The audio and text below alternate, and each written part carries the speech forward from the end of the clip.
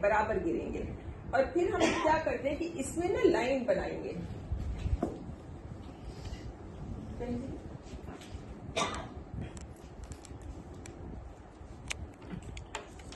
Line draw करेंगे इस तरीके से, इसमें ये ऐसे लाइंस में शो करेंगे। जनरली क्या होता है, हम लोग ब्रॉडकास्ट कर देते हैं, ऐसे छितरा के बीज फैला के माली लोग डाल देते हैं कि भाई पौध लगानी है तो छितरा के डाल दो। ये नहीं करना चाहिए। हमेशा आप जब पौध लगाते हो, चाहे जमीन में लगाते हो, चाहे इस तरह से किसी शैलो पॉट में लगाते हो, always make a line and then उसमें चुटकी में लेके और फिर इस तरह से डालिए, इस तरह से, ठीक है। क्योंकि ये इतने टाइनी बीज हैं कि इनको नीचे गिराने की जरूरत नहीं है। A question arises, how much should the soil be on top of the seed?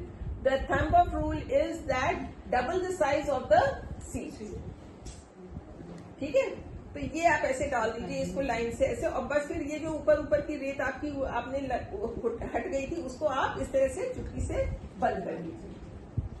This is how you so in lines.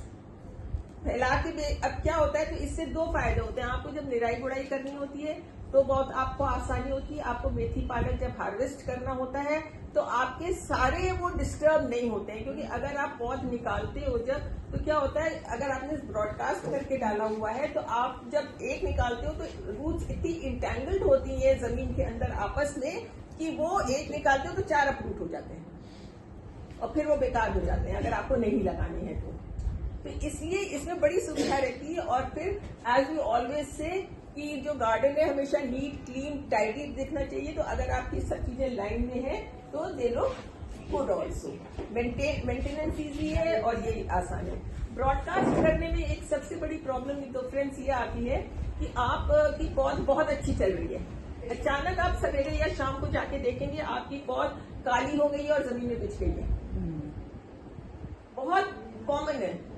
This is a disease, a fungal disease which is known as dampening off.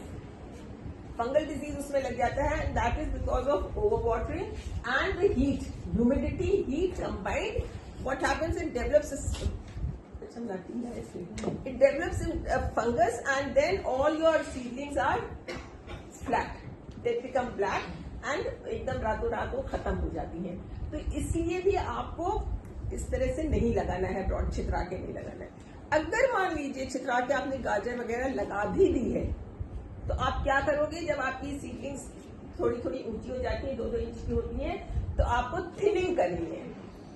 Thinning बहुत जरूरी है। Thinning मतलब कि इतना space एक दूसरे के बीच में होना चाहिए कि एयर का सर्कुलेशन प्रॉपर हो। जब तक एयर का सर्कुलेशन नहीं होगा तब तक आपका पौधा नहीं पनपेगा, बिल्कुल भी नहीं पनपेगा।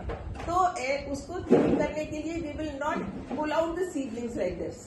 What we will do, we will snip them off with a pair of scissors.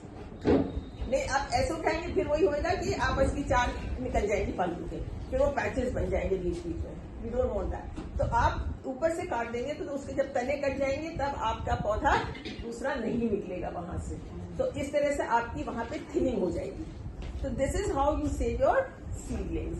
और उसके बाद जब 6 इंच की हो जाती है, जब उसमें 3 पेयर्स ऑफ ट्रू लीव्स आ जाते हैं, जैसे कि एक तो जब हम लोग कहते हैं ना बीच के 2 छेके निकले, उसके ऊपर जब 3 पेयर और ट्रू लीव्स जो पत्ते होते हैं नेचुरल वो निकल के आते हैं, दैट मीन्स जब 4 से 6 इंच की आपकी सैपलिंग हो जाती है, then it is ready to be transplanted.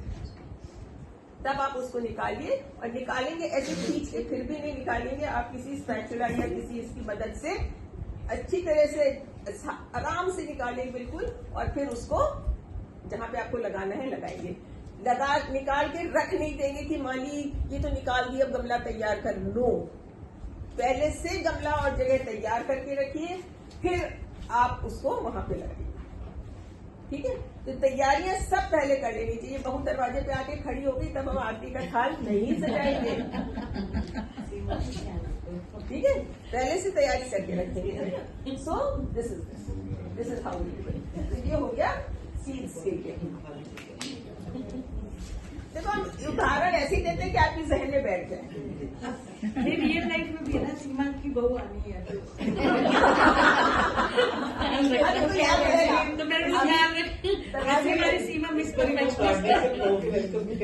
वैसे ये परफेक्शनिस्ट है, फिर भी सभी महिलाएं होती है परफेक्शनिस्ट, अपनी तरफ से सभी होती है, लेकिन उस समय माहौल ऐसा होता है ना कि भूल पड़ जाती है, इतना काम होता है सिर के ऊपर, इतना बोझ होता है कि भूल पड़ जाती है।